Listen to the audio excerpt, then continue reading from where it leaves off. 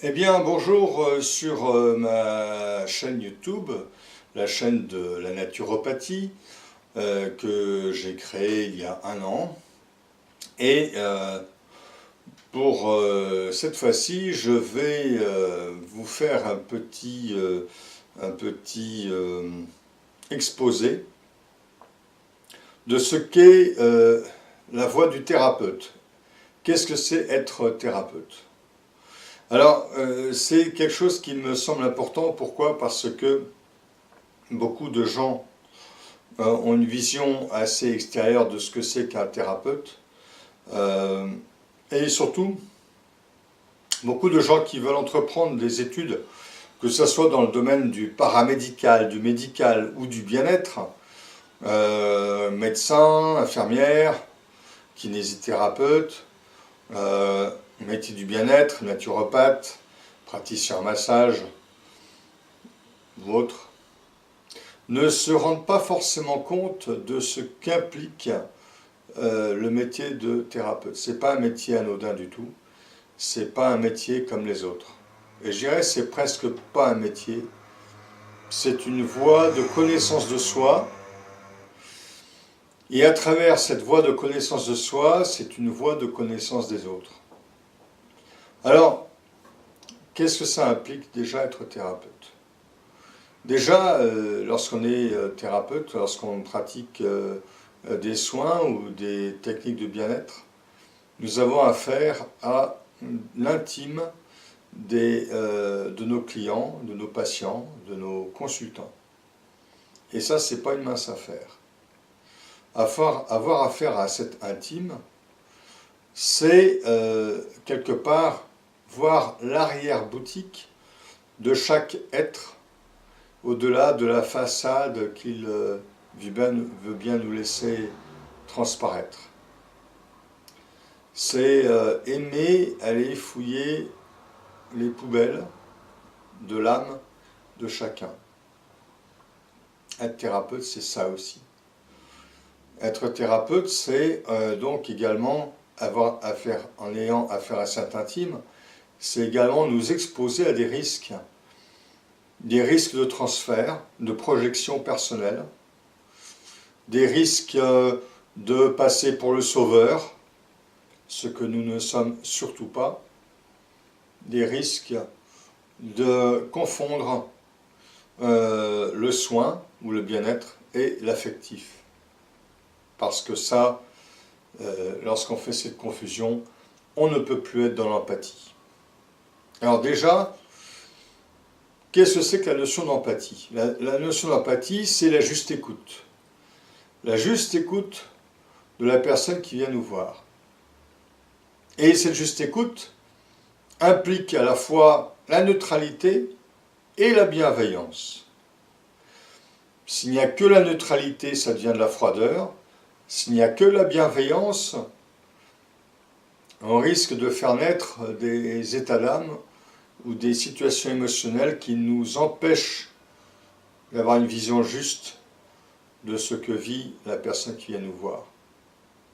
C'est pour ça d'ailleurs que l'ordre des médecins interdit aux médecins de soigner les membres de leur famille ou d'avoir des relations sexuelles avec leurs patientes ou leurs patients. Et je dirais que quelque part, cette recommandation, ou plutôt ces interdits, ces obligations, devraient s'appliquer à tout praticien, quel qu'il soit, tout type de thérapeute ou travaillant dans la technique du bien-être. Alors bien sûr, nous ne sommes pas en bois, et si par chance ou par malheur, il y avait autre chose qui naissait, quelque chose au plan émotionnel qui naissait entre la consultante ou le consultant et son ou sa thérapeute, à ce moment-là, la consultation doit s'arrêter. Et on doit passer sur un autre plan, sur un plan affectif.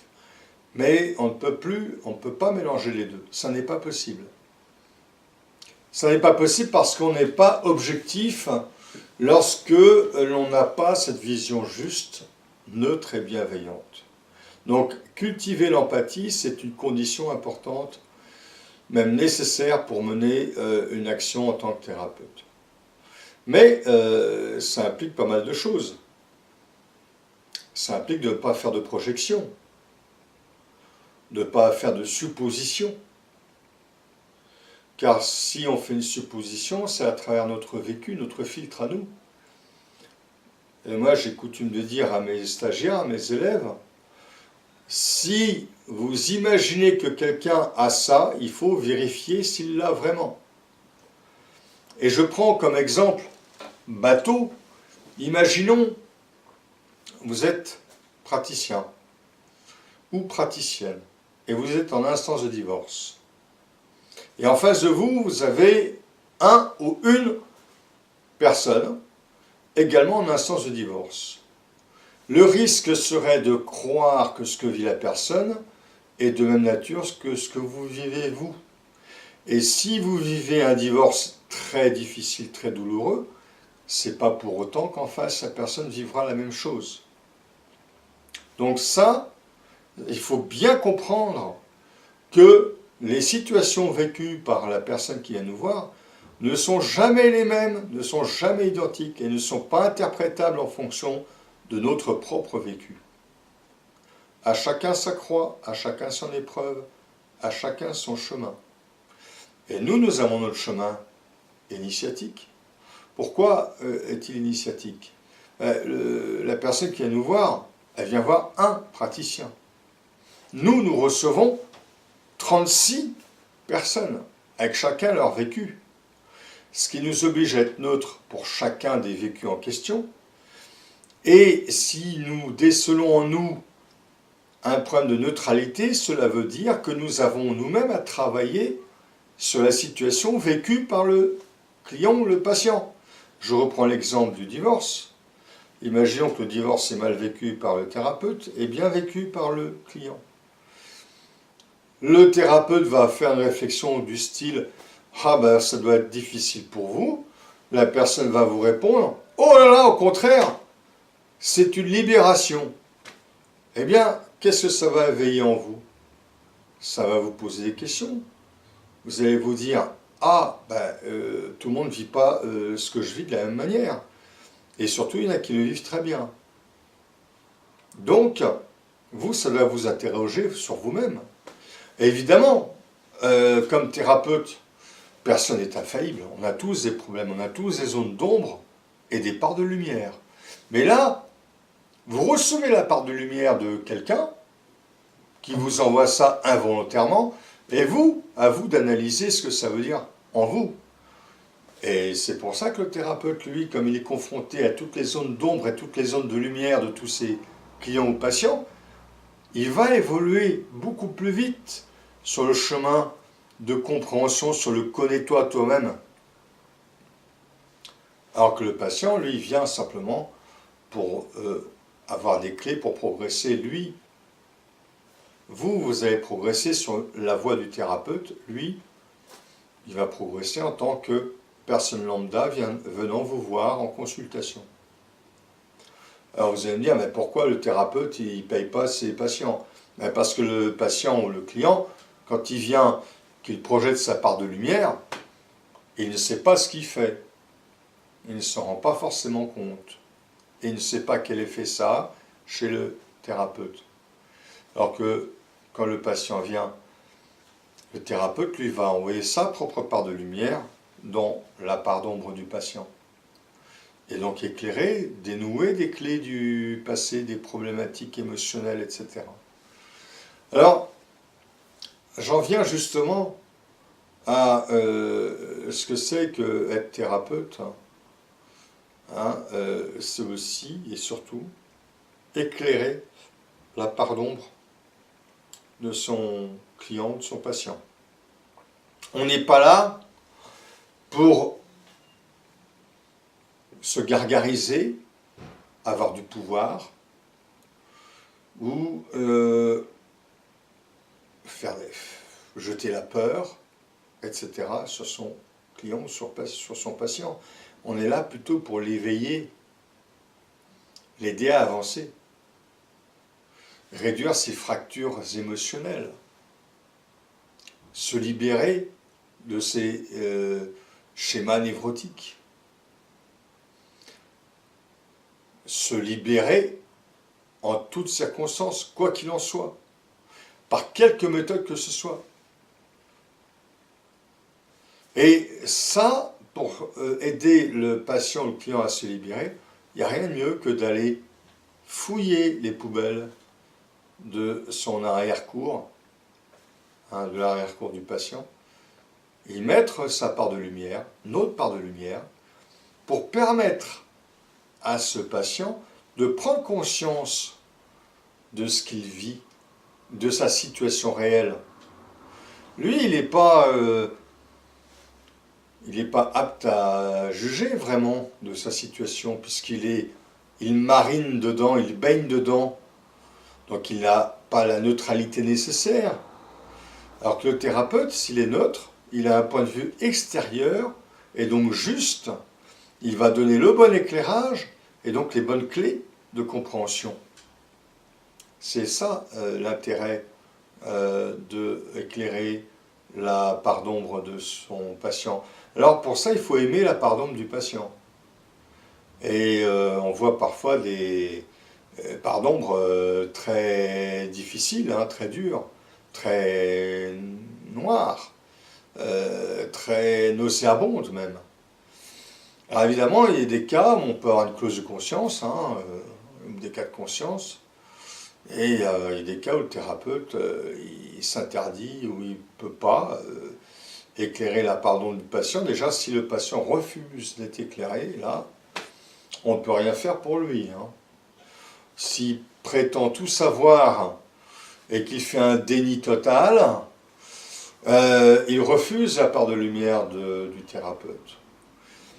S'il fait un déni. Donc là, on ne peut rien faire.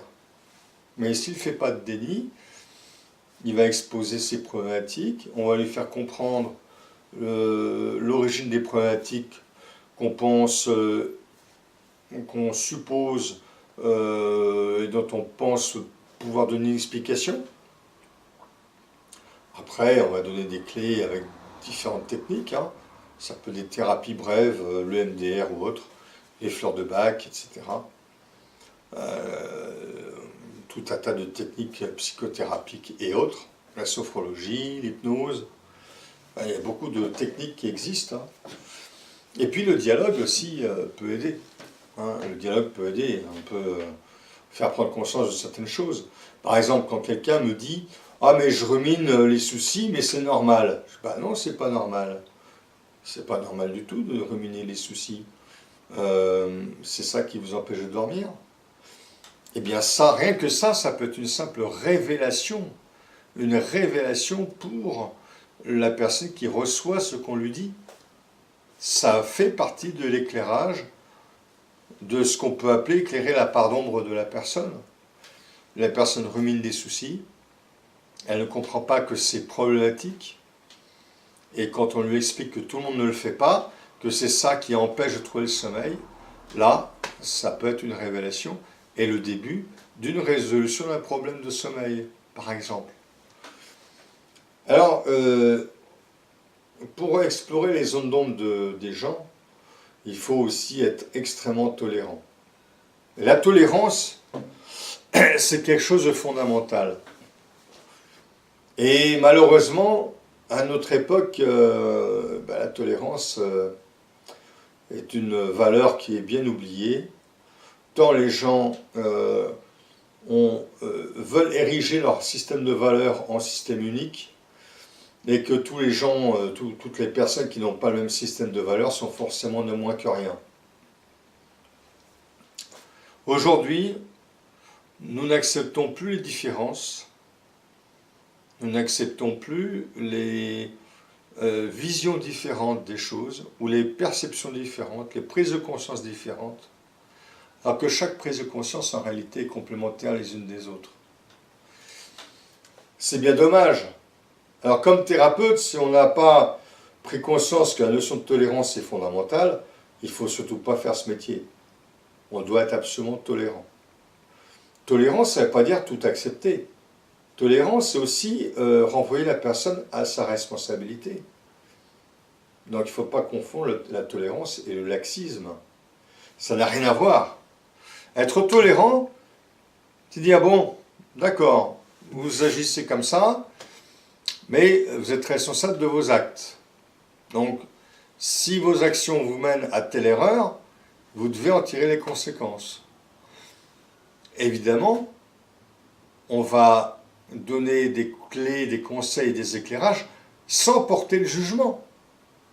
Simplement, on constate un fait, un acte comme étant une erreur, on ne va pas dire à cette personne, ben, vous êtes une ordure, ou je ne sais pas quoi. Là, on n'est plus dans l'acte de thérapie, là. Hein? On va rejeter, là encore, uniquement que ceux qui font du déni. Car ceux qui font du déni persistent dans l'erreur et veulent persister dans l'erreur. Donc ça, c'est grave. Comme on dit, errare humanum est, perseverare diabolicum. Donc la persévérance dans l'erreur, elle est condamnable. Par contre, l'erreur, elle n'est pas condamnable à condition d'expliquer à la personne, voilà, les comportements qui constituent une erreur. Hein? Alors évidemment, il y a erreur et erreur. Les gens ont tellement des éthiques différentes et des comportements différents, des volontés différentes, que ce qui est une erreur pour l'un n'en est pas une pour l'autre.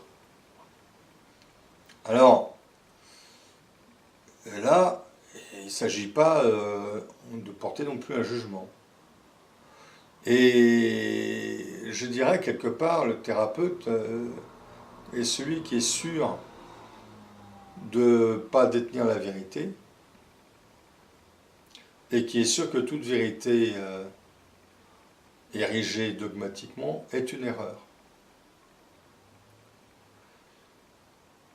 De cette manière-là, on ne portera pas de jugement sur tel ou tel dogme,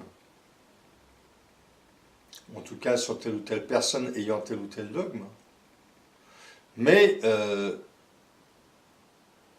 on essaiera de la faire avancer de manière à ce qu'elle puisse abandonner les dogmes qui l'emprisonnent. Car le dogme constitue, là aussi, une part d'ombre chez quelqu'un, ou masque une part d'ombre chez quelqu'un. Le dogme étant souvent fait pour rassurer la personne face à quelque chose qui lui fait peur. Donc vous voyez, être thérapeute, c'est vraiment pas du tout anodin. Ne pas juger, aimer la part d'ombre de la personne qui vient nous voir, être dans l'acceptation des choses, ne pas penser détenir une vérité, ne pas faire de projection personnelle, ne pas supposer des choses, ne pas supposer des situations, avancer sans a priori et rester ouvert aux autres, rester ouvert au monde.